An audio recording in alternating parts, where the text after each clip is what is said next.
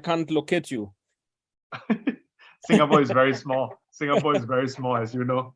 Yeah. So let's meet. Let's meet in Singapore. I will introduce you to some good friends as well. Super. Yeah, I'm coming to kind of explore the startup ecosystem and see what lessons I can pick and try to push them through for Kenya. True. Let me know if you need anything. Don't worry about it. Just let me know. I can make some good connections, and then I can introduce you to some friends. If you need funds, if you need the incubator, let me know. I run a fund myself as well. And then there's a lot of synergy that we can have. Absolutely. Wonderful. Yeah, I'm keen on the incubation programs, yes, fund, and also the government policy environment and strategies that are in place, because we're looking to set up a number of things in the coming years. So there's some lessons I would want to pick. Sure, no problem. I'm very close with some of the governmental departments. I'm also a licensed fund manager, so I work very closely with the finance side of the things. So let me know. Let me know, and then I do a lot of work on productivity. So that is also another angle. If you're looking at the innovation angle, that's something that we can work on too. Yeah, there's a team that is organizing. We have a partnership with JICA, I think, Deloitte, and a few others. So I'll check what they have put in place, and I'll give you some ideas of slots that I can see, and then the areas of interest, and then we can try to figure things out. No problem. Let's do that. Wonderful. George, are we there? Yes, we are there. We've just hit 3 p.m., so we can get started. So am I live? Yes, we are live both on Zoom and also on YouTube. So we should be good to go. I see the traffic is also flowing. Yeah, so we can proceed. Okay, thanks very much. And great to be back again for our monthly or so webinar series. And great to see people signing up and wanting to participate. We've got a very exciting topic this time round. So my name is Dr. Tonio Mwansa. I currently serve as the CEO of Kenya National Innovation Agency. The Kenya National Innovation Agency was created as a semi-autonomous government institution. That simply means we are governed by a board, and we have a line ministry that we support. But by and large, we operate in a semi-autonomous way, not directly linked with the government. Now, our mandate revolves around strengthening the national innovation system, and that includes issues of policy, strategies of government, advisory to government on priorities of policy and funding. We look into matters of startups, into commercialization issues. We engage a lot with the academic institutions, universities, TVETs, research centers. We deal with issues of incubation, acceleration, looking through the national funding mechanisms, private sector funding, and so on and so forth. So it's been a great 2 years or so trying to strengthen and set up this institution for a stronger national innovation system. Now, one of our functions is to try and enhance awareness and visibility of this agenda, as well as looking into emerging trends and possibilities that then we can possibly advise government, or we can empower people to exploit some of these opportunities. And one way we do this is to run a webinar series. So we do call it the Kenya National Innovation Agency webinar series, Kenya webinar series. And we do invite guests at different times and engage on different topics of interest. And so today, as part of our webinar series, we want to dig deep a little bit and connect beyond Kenya. So many in the past, we've hosted guests who are local, and of course, we'll continue to do that. But this time around, we've got a privilege to host a speaker from outside Kenya, and that's strengthening our linkages and explorations. So our topic today revolving around blockchain. We've got one expert whom we reached out through our networks, Andy, who joins us from Singapore. He's a thought leader, and he's been very active in the areas of blockchain. I know he has responsibilities that are intergovernmental, so he advises quite a number of governments in the areas of blockchain. He's an investor. I just had a little chat with him that he runs a fund as well. I know he's an author, and he has a best-selling book, and he's a board member in a number of institutions. So with that little background, it gives a sense that we've got a very capable person to address this topic of blockchain. And I did ask him in the past, what would you want to cover in the area of blockchain? And he looked into, decentralization, reevaluation, the reforms around blockchain, what prospects we have in business in 2023 and beyond. And here we are. So we're going to hear a lot more from Andy. He'll introduce himself more. Maybe I haven't covered enough. I may have not done enough justice to Andy. So Andy Lian, the floor is yours. You go ahead and introduce yourself. And the way we've structured ourselves is that we will have two parts of our presentation. So we'll do about 15-20 minutes more into the business dimension, and then we'll do a bit of Q&A, and then we'll go again into another section and cover, some of these issues of decentralization and revolution and so forth. And then we'll do some Q&A at the end. So it's now my humble opportunity to invite Andy, and the floor is yours, Andy. Welcome. Hey, thanks, Dr. Tony. So just a very good evening to everybody, from Singapore. And then it's really a good time, to speak to Dr. Tony. And in fact, we will be meeting in Singapore in about 3 weeks' time, So there's a lot of excitement, So for myself, a lot of the things that I've been doing are all online. I'm a very open person. So most people will know me as a book author. I wrote the book NFT from Zero to Hero. And then right in the earlier days, I started to give advice to governments. Started from one country, in Asia, all the way now, into Europe, and then right now also with Mongolia, giving them some of my digital thoughts, on how, how productivity can really spice up to the next level, using good innovations, So this is who I am, On a more professional front, I'm a licensed fund manager. I run a fund that is based out in Singapore. Have invested in a lot of crypto startups, over the last 4 to 5 years. And I continue to do that, because I believe in cryptocurrency. I believe in the technology, blockchain. And a lot of other things have happened, and I've took on multiple roles, from being a board member of Hyundai DAC, it's part of the Hyundai Motor Groups. I was the blockchain advisor to Asian Productivity Organization. Those are in the past. Right now I give advice to Bybit, have an active stand with the Mongolian Productivity Organization. I also am part of a China-Singapore alliance that is based in Singapore. We network with good organizations and institutions, across across Asia, especially.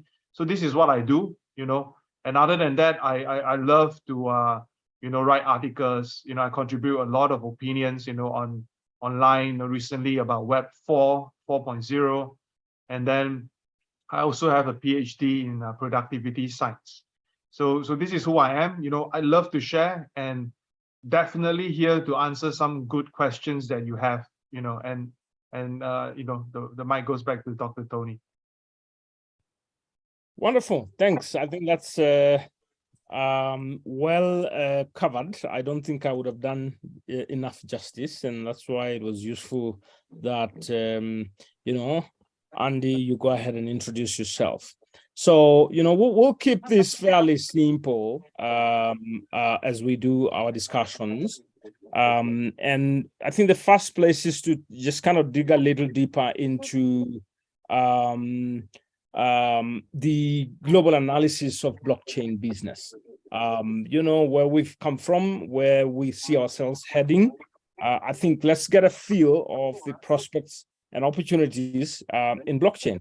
And so, do you want to get started, Andy? Sure, let's do that.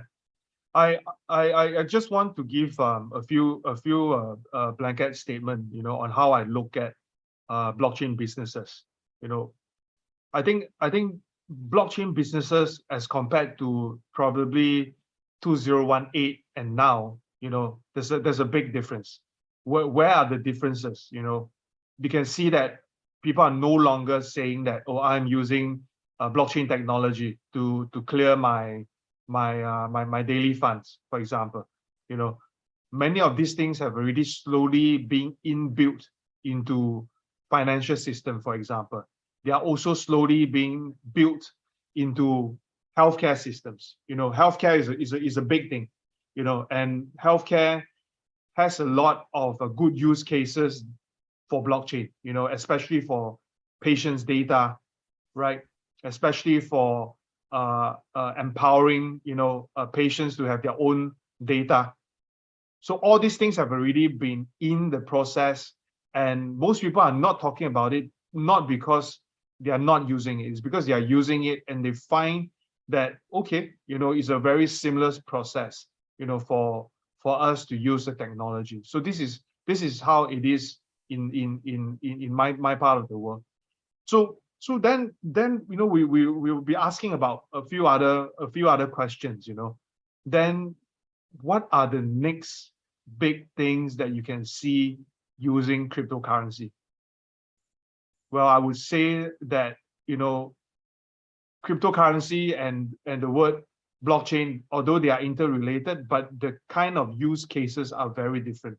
So I would say that in the field of blockchain, we would see more automation that is going to kick into the different sectors, from industrial 4.0 kind of full automation, to automation at home using the technology blockchain. But where is cryptocurrency kicking in? How does it work and value add the whole of this whole blockchain ecosystem that we talk about? I think cryptocurrency has a very strong use case in terms of, for example, payment. I have friends, who are in Kenya. They use cryptocurrency just like, well, really just like any normal day. They use it to pay their friends. They use it to pay for food.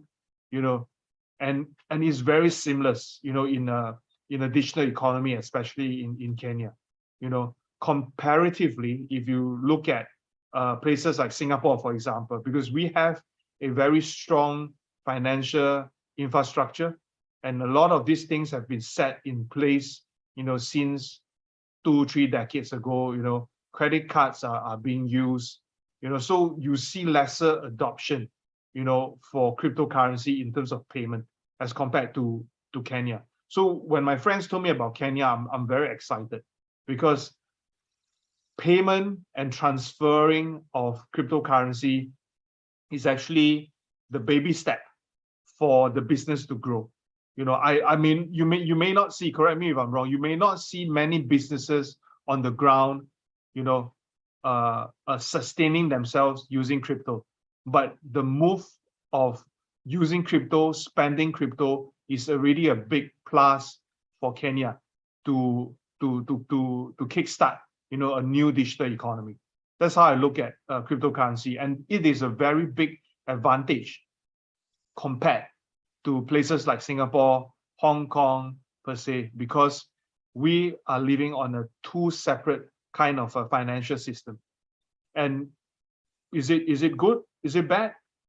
well, I really think that, countries like Kenya has really a big competitive advantage as compared to many other countries, because how you use your money, how you use crypto, it has made you an extra innovative country. That's 100% for sure. So this is how I look at it. And then on a more global front, coming back to cryptocurrency, how you make the payment using cryptocurrency. Some people ask me, if you are in Southeast Asia, for example, you might be thinking, is there a way we can enhance our supply chain? How we can enhance our whole workflow in supply chain using blockchain technology? I think yes, in terms of traceability, authenticity, blockchain is one of the best back end, to do all this tracing. If we can adopt cryptocurrency on top of what we talk about right now, you will then see a better ecosystem. You pay seamlessly, you are able to track your goods, you are able to track your goods doubly using cryptocurrency. And that's again a very big plus point for businesses around the world, especially for places where there's a lot of manufacturing, for example, maybe in countries like Cambodia, Vietnam, and so forth. They want a certain level of authenticity on top of their product. I think blockchain is really a good way for you to start. And again, using Kenya as an example, I do believe that supply chain, blockchain tracking facilities would be another great area to get into. This is how I look at businesses revolving around this blockchain and cryptocurrency. Thank you.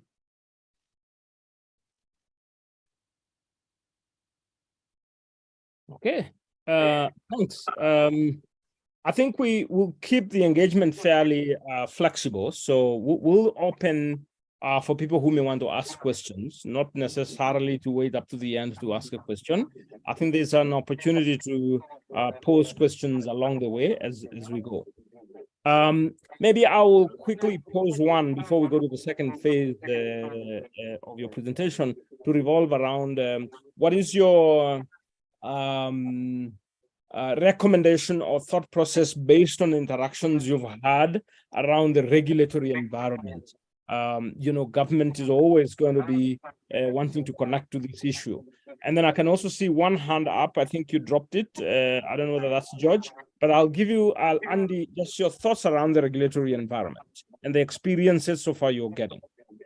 Sure. I think this question is very closely linked with how businesses are being run, right? So we have businesses who are very keen in the technology, but very wary of the regulations, how the regulations is going to kick them hard, when they grow bigger, for example. So these are some of the things that businesses are thinking really hard and trying to solve. But then if you ask me, how is the current regulations like as compared to a couple of years ago, I think right now it is a lot clearer as compared to 2018-17. And regulators are always corresponding and trying to communicate with some of these bigger crypto companies, try to talk to them and get information from them so that they can learn. So I think some of these governments who are more open, some of these governments who are more advanced, they want to learn more. They learn from the bigger exchanges, they learn from the leading chains, and they get their advice from them. Okay. And then they will also speak to expert independent ones, for example, like myself, to ask questions that they have in mind, or maybe they thought that is not a very clever ask, if they speak to the exchanges or the chain. So independent advisors and consultants like myself, will be there to smoothen out the process of getting them to understand crypto, to understand where are the pain points and to understand where are the gaps. So these are things that are really happening on the ground, with the regulators. So regulators right now are a lot faster, but they are still playing a very much catch-up game. Why is it catch-up? It's because cryptocurrency moves very, very fast. And when it moves very fast, new questions pop up in the regulator's head. They might be thinking, oh, how do we differentiate from transactions from chain to chain? How are the transactions on the centralized exchange being captured? They have a lot of all these questions that they want answers. They also want to know how decentralized networks are going to work. Where do we account for some of this decentralized work? Can we get tax from decentralization, for example? So these are many questions that regulators have in mind, and they are constantly asking all these questions. They want to know the answers. So this is how I look at things when I deal with different regulators. And also, to be very honest, regulators nowadays, they work very, very closely with not-for-profit organizations. They work very closely with think tanks. They work very closely with the different schools. So for myself, I always want to keep myself in a more neutral position, and then try to use that neutral position to give the correct stand to the various stakeholders, including the government. Because government wants opinion, they want consultation that are credible and neutral. So like, for example, schools will reach out to me and say, hey, Andy, do you think we can commission a paper together based on this particular research? Yes, this can be done. It's going to take years, sometimes months, sometimes weeks, depending on the publication itself. And this publication usually is being asked or commissioned by the think tank to the school, or from the government to the think tank to the school, so that this research work, can help them to facilitate some of their thinking and facilitate some of the policies moving forward. That's how I look at it.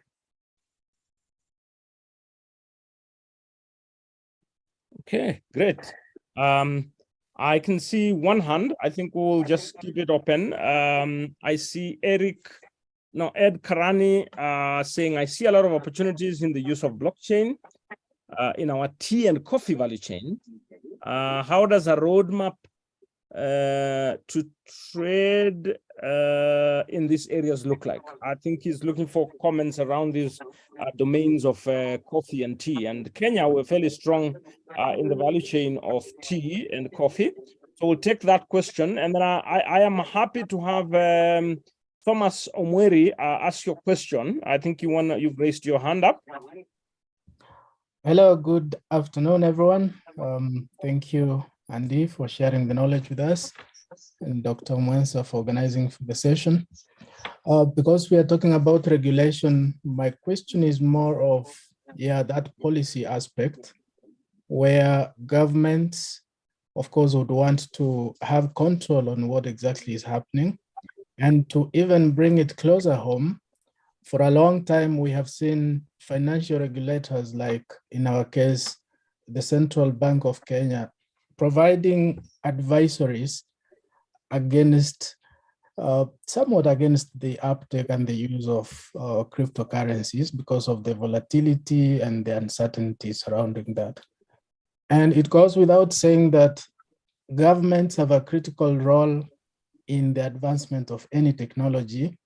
So in this case, because of the advisories, they have acted like inhibitors as opposed to catalysts in the uptake of this kind of technology. But even amid all these advisories, people, especially in Kenya, have gone against all odds, especially the young populace, to still embrace the blockchain idea. So We are not there yet, but at least a number of them are already getting engaged in that kind of technology. So I'm interested to know if there are any steps, and this is particularly to you, Dr. Mwansa, given you are better placed, to know if there is any significant progress within government to change this stance and begin appreciating that indeed the world is now going towards a different direction. Are they in any way embracing the idea?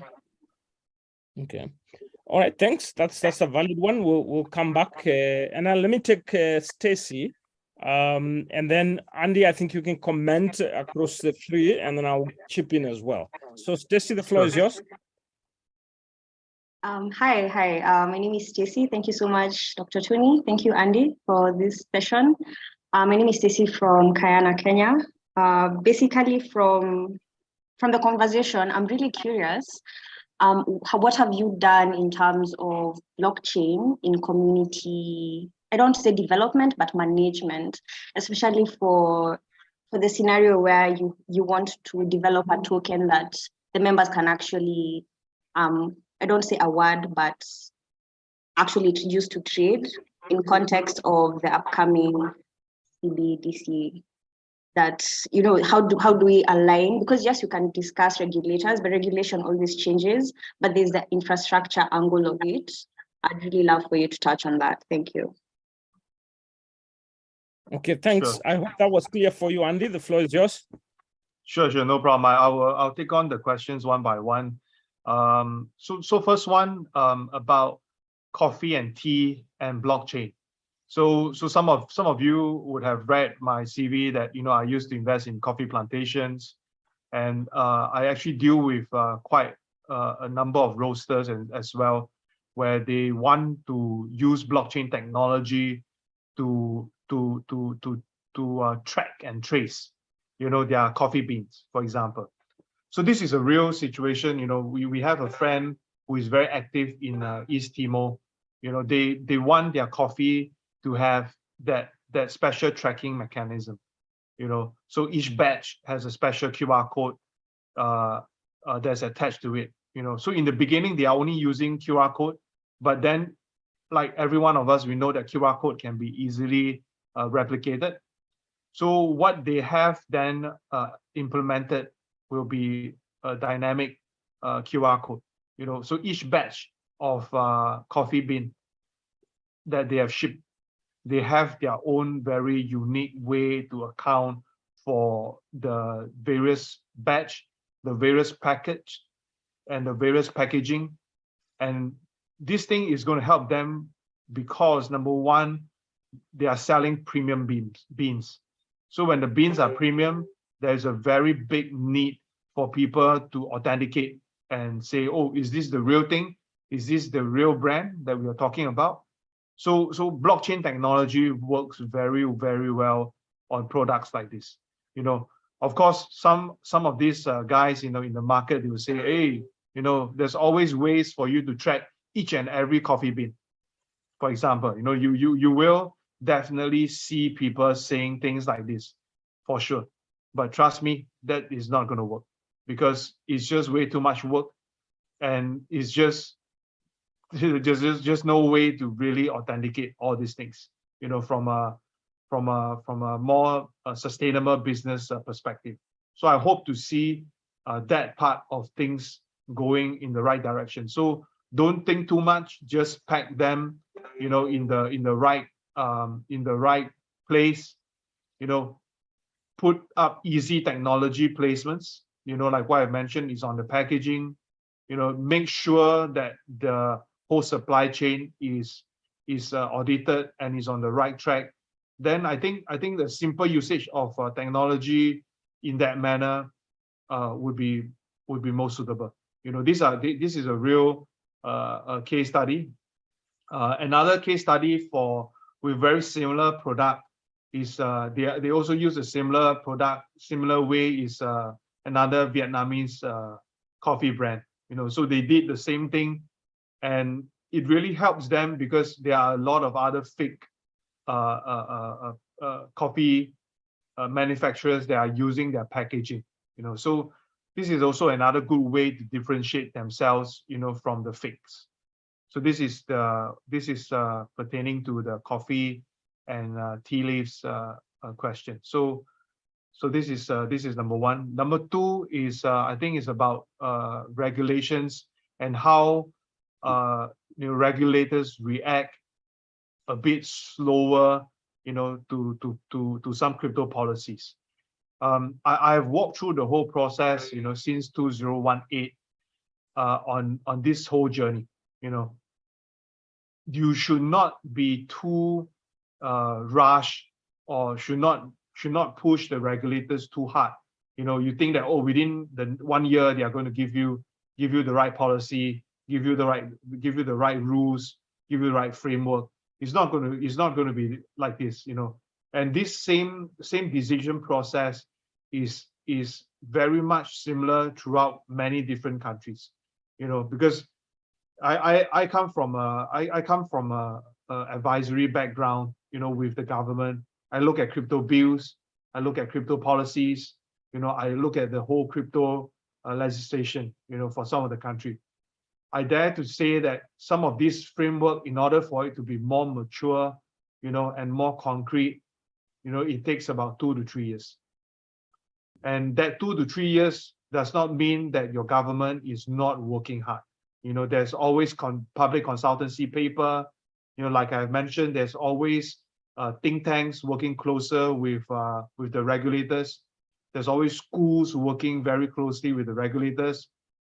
And this is an ongoing process, And again, like I mentioned, maybe taking the case of South Korea regulations, for example, the rules are always changing for the better, changing to protect their people. Same goes for maybe in Kenya. The whole process is going to take some time.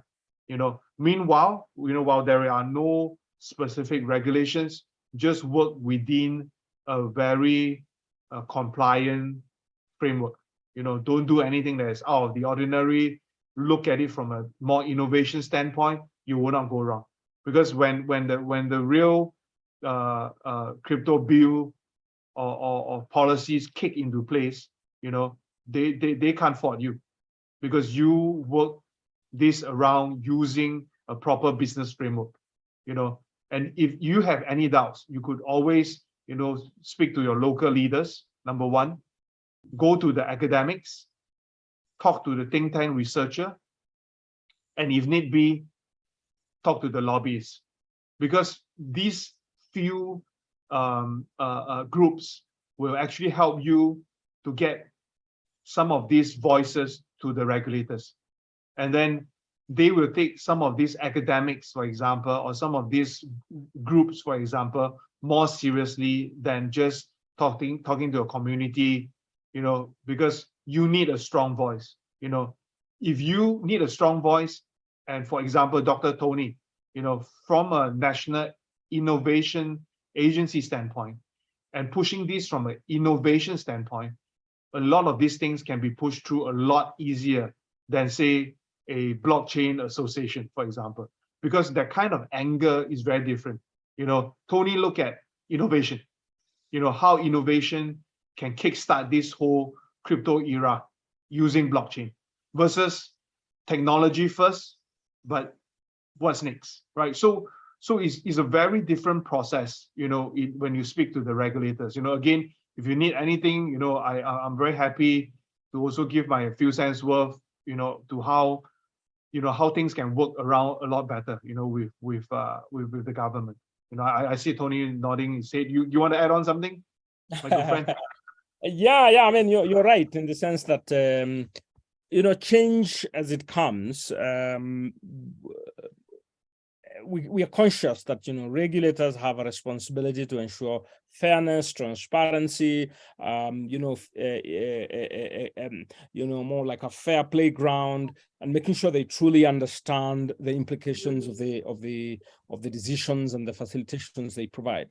So typically a regulator has that responsibility to be cautious by design, all right? But then at the same time, they're conscious that they need to enable progress, because society keeps changing. So first of all, I think is to appreciate the responsibility of the regulator and the perspective in which they look at things. Because if things fall apart in one way or another, then the regulator, takes responsibility for that. And so it's in our interest to appreciate that. And the second is that the knowledge and experiences are acquired over time, information from different perspectives, analyzed in many ways. It's like a court. If a court is making a ruling about something, they have to listen to all dimensions keenly and carefully, and then enable. It's not a bad thing to be relatively slow. It is just a mechanism of being cautious. I would say that, of course, the Kenya government and the regulator are very much aware of this development, and there's a lot of engagement that is going on towards creating a more enabling environment. And conversations are ongoing, and it's not like they just don't want to hear. The conversations are ongoing, and we do play certain roles. And the level of receptiveness, I think, is good. It's just that now it's a lot of analyzing of data, looking at trends in order to provide as the best guidance forward. I think that's a fair way to put it, because I also speak on behalf of government at some point, and we are available to provide information to the regulator and guide certain perspectives to this. I agree with you, Dr. Tony. The process is going to take a while, and enjoy the process, and learn more during the process. I think that's one very key thing that we should really look at. So the last bit about Stacey's question was about community, right? So I think when we look at crypto projects, for example, there's a very big element that are community driven. So I still want to come back to the point that only community driven projects and projects with very strong community are able to survive through the bear markets. Good and bad markets, you really need big community. How do you build the community? You can build it on various platforms, from Telegram, to even YouTube's or even Facebook. There is no hard and fast rule about that.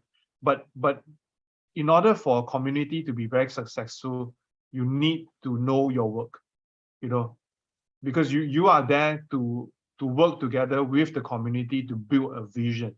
You are not here for fast money. These are some of the things that you have to really let your community know when you start a project. If you start a project with the wrong kind of mentality, and when the mindset is wrong, then you will lose your reputation. You will lose the project, and many others will get hurt during this whole process, right? So if you have a strong community who trust each other, know what you're doing, build upon the value of the token, believe the objective of the token, then you have a good community. And this kind of community is not hard to develop. It's just going to take some time. There's no need to rush into building a community, buy robots, buy the fake people and so forth. You don't need to do that. In Kenya, for example, I think what you have is strong, smart, young people, and they know their work. They are not first-time digital wallet user. Every one of you are using digital payment. So it's a very easy and a less learning curve as compared to many other countries. Trust me on that. So if you have people who know the technology, use the technology, believe in your objective, those are your core community members. And I believe, Stacey, this is the only way for a project to be successful. Thank you. Great. I can see lots and lots of questions have come through. So I'll just pick one, and then we'll maybe one or two. So there is a question around Scott Street from Canada, who says, being in Canada, I feel I see the growth coming from here as well. So he's talking about Canada. Now, the question is, do you feel blockchain will open trade around the world in an open, transparent way? And how does this path potentially lay out? Then let me take another one that I think maybe you could relate with.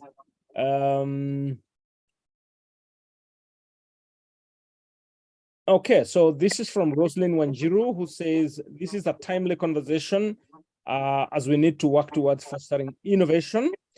In your current work as an advisor, how can companies leverage blockchain technology in building trust with regulators? I think this is the same conversation around regulators. So I think she's looking at how private entities can make that kind of contribution. In a way, I think you've kind of addressed that question, but if you want to add anything to it, that's okay. But maybe you could easily pick up Scott's question around whether you feel blockchain is going to help with open trade around the world. Sure. I will take on Scott's question first. So I think it's I think the word open trade, if you're talking about physical trading and so forth, I don't think blockchain is going to make too much of a difference to open up trade. I still stand by the concept of having blockchain to increase traceability. I think that narrative is something that I think is more practical. Opening up trades, I don't think is practical. But if you look at it, not from a cryptocurrency standpoint, you look at it, I mean, not from the blockchain standpoint, but from a cryptocurrency standpoint, yes, it does open up more accessibility across multiple regions. I give you an example. So some of my friends, instead of them trying to send money through PayPal, for example, or maybe Cash App, for example, they felt that it's a lot more timely and a lot more private, using cryptocurrency, and then with that kind of context, friends and friends from across the world, what they can do is that they can send money across the world. Ask your friends from Canada, for example, to buy something from you and send it to Singapore, for example. And if both of you has cryptocurrency, you can use that as a form of exchange for the services or the goods. That kind of narrative, yes, I 100% do agree that it happens, and it's actually really happening. In various countries. I see people trading these shoes, for example. I'm also big into shoes. They trade shoes using cryptocurrency. And they felt that is more accountable for among themselves if they use cryptocurrency to trade. So that opens up new opportunities, like Asia pair of Nike special limited edition. They sell it to the friends in US, for example. So this is an ongoing trade, but it's more P2P. It's more industry specific. So I think yes, to the extent I agree with you. And then coming to Rose, your conversation around how companies can leverage on the technology to build trust with regulators. I think it really depends.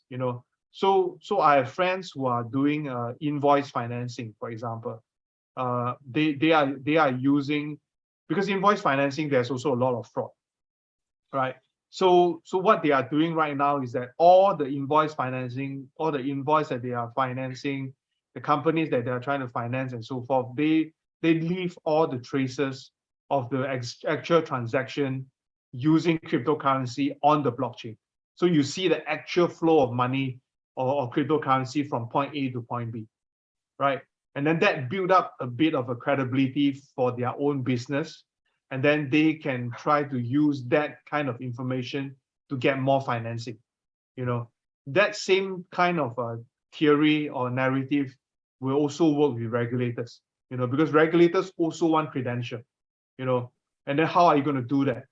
Well, part of it is through your transaction, some of my friends will say that, oh, your this a master degree can be on the blockchain, so that when regulators speak to you or where your employer speak to you, everything is on chain, for example. That is also a different level of trust. And then last but not least, companies, what they do, especially in the supply chain place where there's a lot of bill of lading, there's a lot of offline work, for example, that can also, blockchain technology can also be used to beef up your own credibility, because you show the real transaction, you show the real payment. Again, that is also one way to leverage on the technology to build some trust with the regulators. But having said so, I also need to say this one word that I always use in 2018. Whatever rubbish that you put on the chain, if it's rubbish, it will be rubbish on the chain. You verify by people think that it's real, but it's rubbish. So the rubbish in, rubbish out analogy will still work in today's context. Same for the technology. So there must be multiple checkpoints, to really gain that kind of trust with regulators. And to be very honest, regulators don't really look at the technology itself. Regulators gain the kind of trust with you because you are always there. You say the good things, the right things, and also the bad and ugly things. Because based on my experience, those regulators who like me a lot more because they realize that I do not really say things that they like to hear, because saying things that they like to hear wouldn't bring them the right kind of context and the right kind of information when they decide on a certain policy or they decide a certain action. So you need to be there constantly telling them the right kind of information, and that is the most solid trust that you can build with the regulators. And again, just getting a little bit more on this, some people will say that, hey, I am a wallet, for example, or I am an exchange, for example. How would this technology help you to build a business case and gain trust from the regulators and they give you a license? I think number one, you need to be 100% compliant. As long as you're compliant, the government or the regulators will look at you and look at your application in a different light. This is number one. Number two, if you are operating as an exchange or a wallet, your technology are all centralized. Honestly, the government cannot really track because all these books are within yourself. How are you going to give the additional layer of trust when you operate that? The question is yes, you can open up your books. You can open up your books, show them your ledger internally, prove to them that what you are doing are correct and according to the policies that the government has set and following all the financial rules that were set in place long ago. As long as you can prove that, government will trust you. As long as you can show them and give them a link, let them have access, view only kind of access to some of this data, I think is good enough for the government to trust you. That's how I look at it. Again, these are all real examples that I'm quoting here. Yeah. Thanks, Andy. I think now as we gravitate towards closure, because we will aim to end top of the hour, would you want to comment a little bit about how to redecentralize, reevaluate, and reform blockchain business in 2023? And then we'll see what other questions we might be able to respond to. Sure, I will do a very quick one on that. The reason why I use the word redecentralize is, if you look at how people are talking about decentralization, right? I believe there are groups, on the ground, lobbying group on the ground, they'll say that decentralization is about getting rid of governments. Decentralization is about getting rid of banks. I don't need them, but I have to say this, I'm really sorry that I don't think that is the kind of decentralization you want. To a certain degree, you will still need them. to a certain degree, they are good fallback parties that you can rely on. So let's not go to that kind of extreme decentralization right now. And the word redecentralize is mainly to remind people that decentralization is not going to the extreme. Decentralization is giving people the power, also giving you an oversight on how things can be like and can be better. So I always say this: you need time to reform some of these crypto policies. You need some time to revalue how cryptocurrency, for example, how decentralized per se is going to benefit your country. So that's the reason why I keep saying this, because in order for you to be really decentralized, you really need to understand how the data is flowing right now. Can the artificial intelligence make the decision for you? Maybe, right? Can you make decisions for yourself? Of course, right? But you have to make the right decisions. Take the right steps to look at decentralization and not taking the fast route and create more disturbances, fake decentralization, bad DeFi projects, unsustainable DeFi rewards, unsustainable DeFi revenue.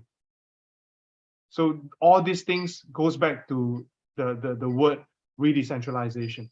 Because if you are truly a believer in decentralization, you really need to work towards a more proper model that can sustain the business in the longer run. And I do believe that this is something that is really lacking in the space right now. There are too many talks, very little action. And when there are actions, they are all fluff. It's all not real.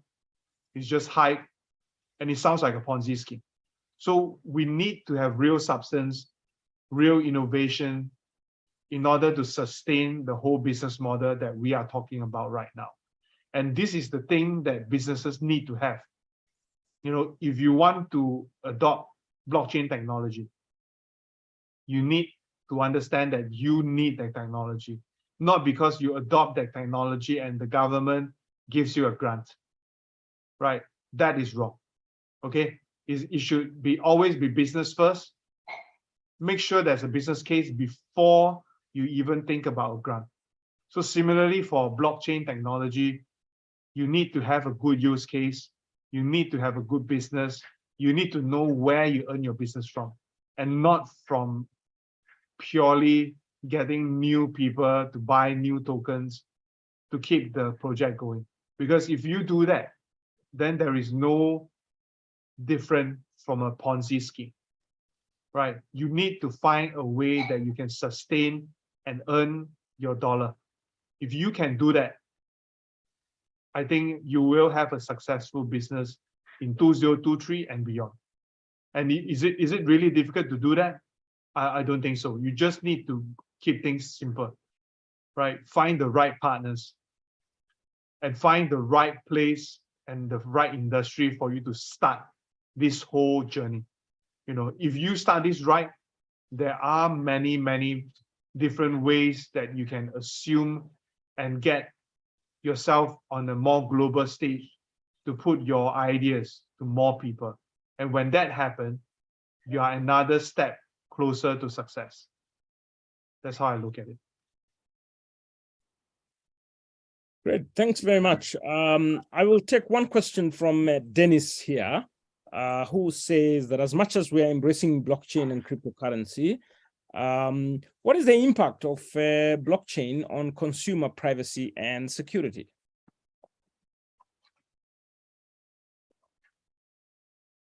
Okay. You can see the question. Can I take that, or yes, Tony, yes, you take that. You go ahead. Sure, go ahead. Sure. Yeah, sure. So I think when we embrace cryptocurrency and embrace blockchain technology, please do not forgo your privacy. Yeah. So this is one straightforward message that I really want to share. And then when you talk about the privacy, about how blockchain technology can provide more maybe more private, really maybe the real right word is just more privacy for you. You know, if you are running a business, for example, you know, and you are like myself, you know, that do I have much privacy? Not really. But am I giving away my numbers, my ID number, my address? No, I'm not.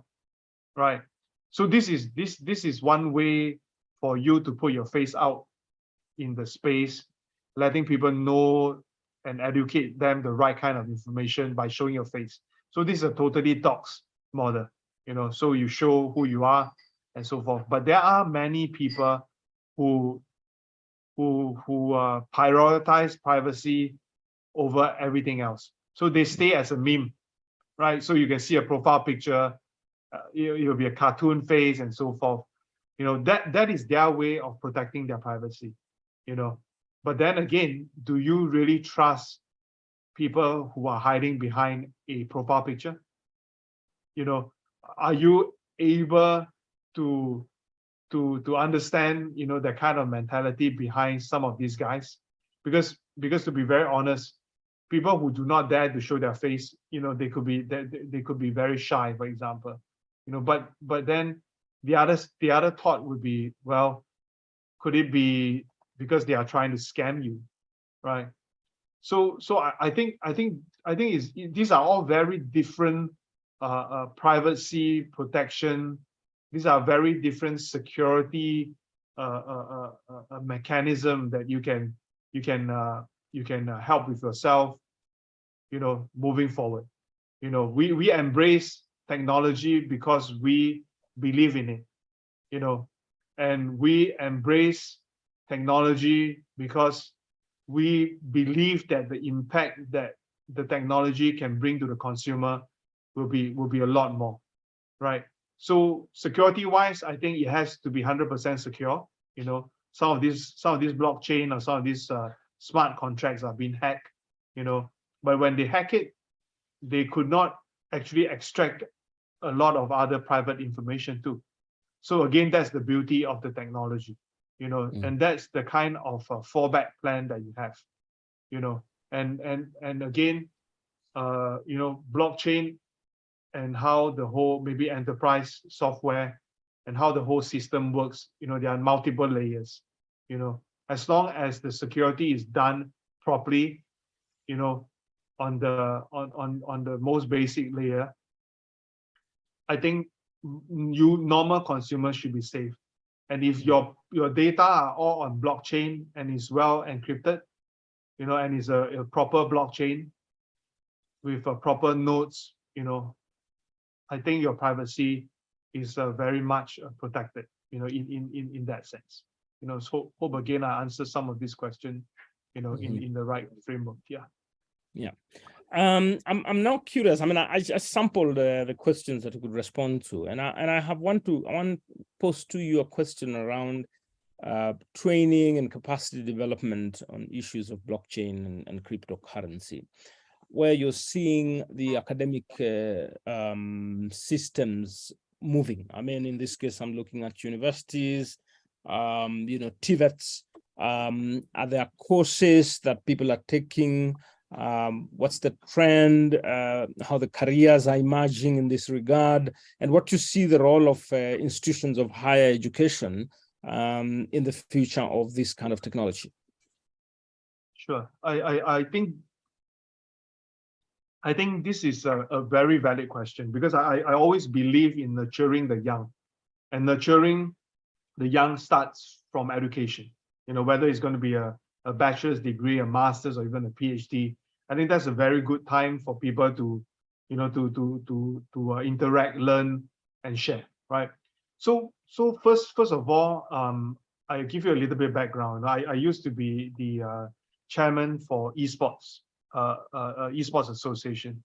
You know, we try to champion esports as a degree curriculum. Sounds crazy, right? You know, but it happened. You know, we did it. We make it happen, and it become a formal course. formal degree program for esports. You know, kids playing games and they make it into education, teach them how to do esports management, sports management, and so forth. Okay, so same thing, you know, for blockchain. You know, the journey is this. You know, there are multiple tracks. Track number one is people who are looking at becoming a developer, right? You can learn Python languages, you know, start as a developer, right? You can also, from the developer side, you can also learn how to look at user interface, user experience. Then you can look at the technology side of things into security, for example. So that could be one stream, you know, where people are more towards the technology side. The other stream will be more towards the business side of things. You know, people might be saying that it's easy to run a blockchain business. You know, you just need to read a few articles and you are an expert. Yeah, there are a lot of these fake experts right now in the space.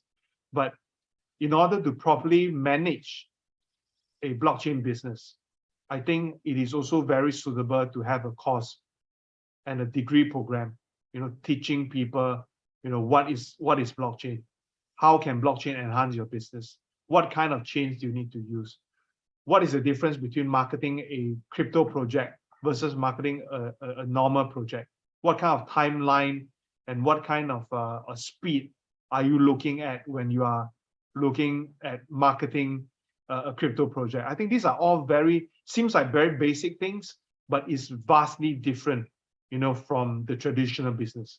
You know, traditional businesses, for example, they look at different funnel, upper funnel, middle funnel, you know, bring in the marketing and just do the job, right? These are all very textbook based, right?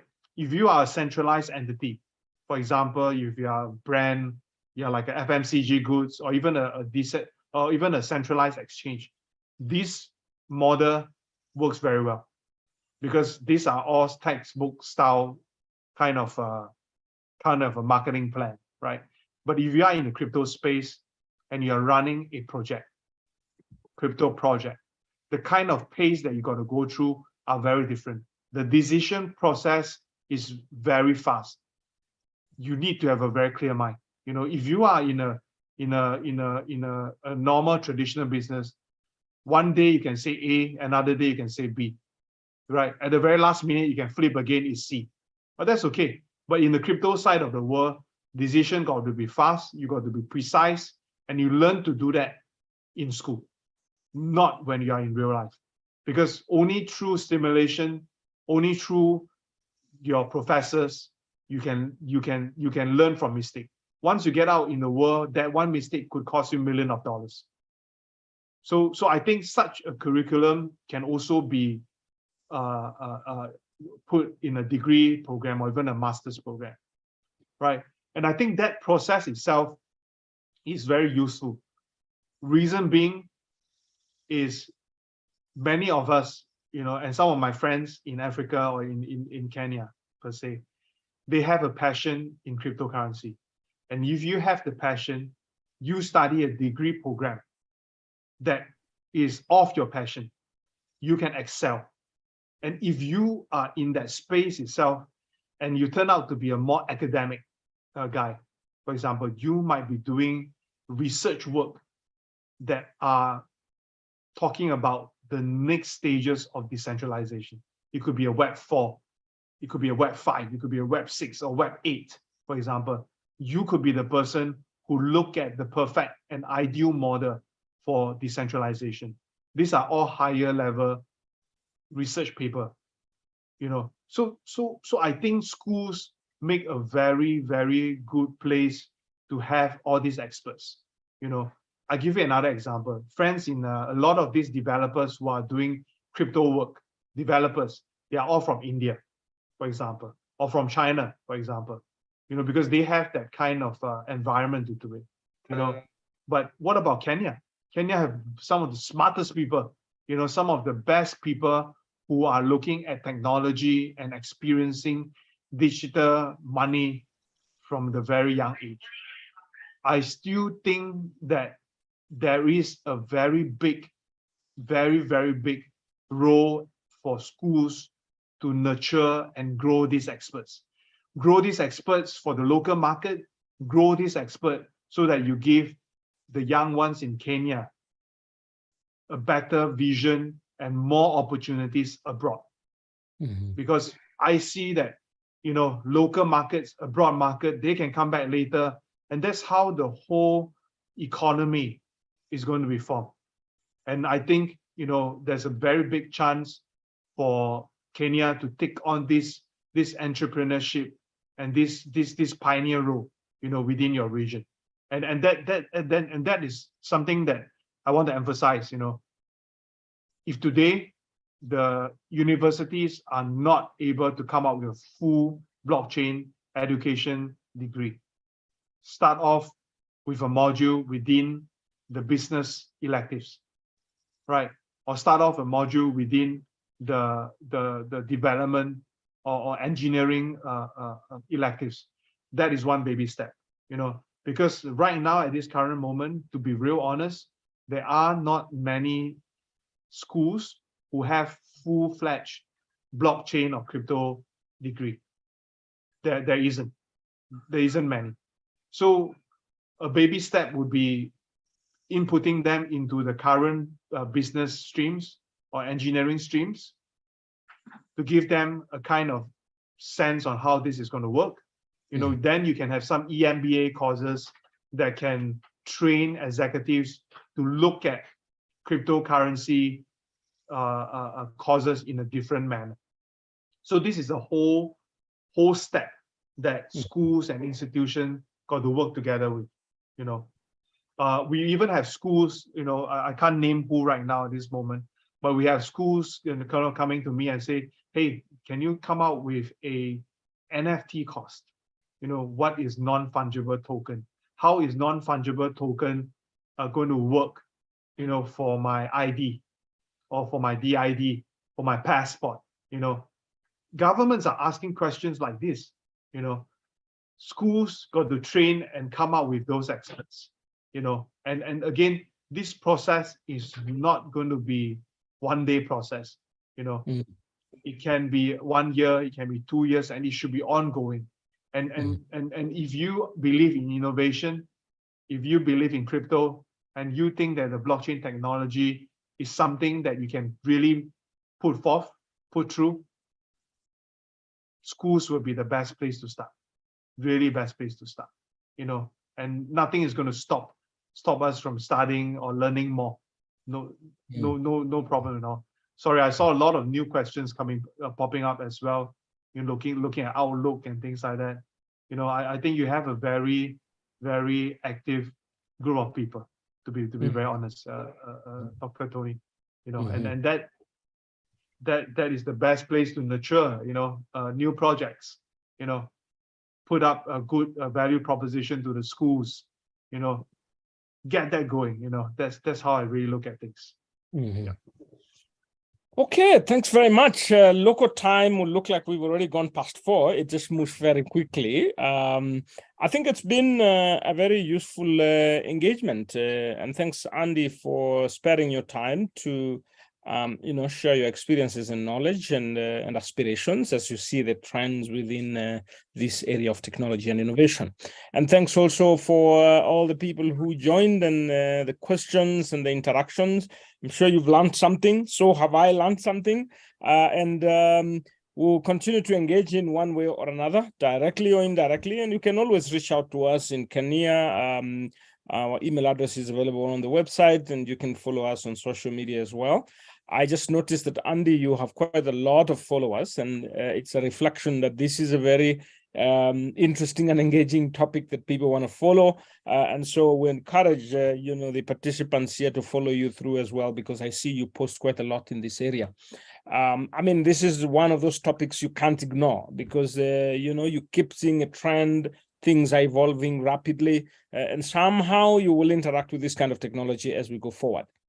I think with that, we are coming to a close. Andy, I'll be seeing you in a couple of weeks in Singapore as we interact more and more with the startup ecosystem in Singapore and continue to build relationships. And we look forward to hosting you in Kenya sometime, hopefully not too far away. Otherwise, thanks everyone for joining and have a nice evening wherever you are. All right. Bye, everybody. Take care. Thanks, doctor. Thank you very much.